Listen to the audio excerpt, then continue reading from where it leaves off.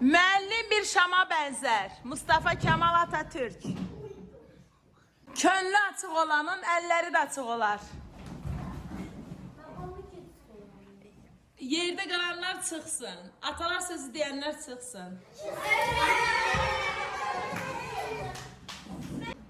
Yalan ayak tutar yeriməz.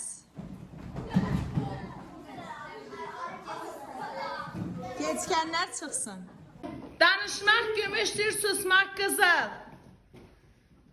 Aferin. Oğru el içində belli olar. Aferin. İki nəfərin bildiyi sir değil. Hamı yandı. Aferin.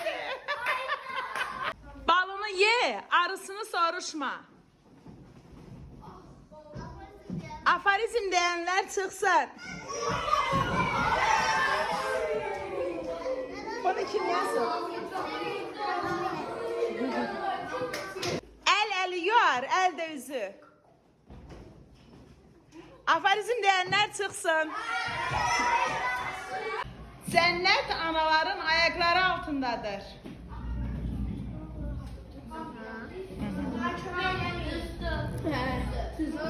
Düzdür. Kişinin sözü bir olar.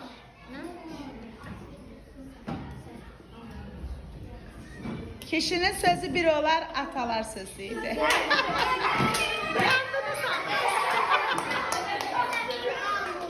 İki nəfərin bildiği sir değil. Allah.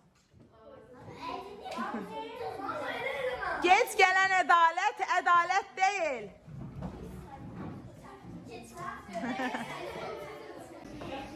Dilim olasan ay dilim.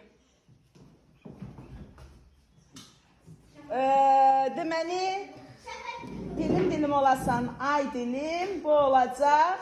Atalar sözü Şəfəq qalib oldu. Bilik xəzinədir açarı oxumaq. Atalar sözü düzdür.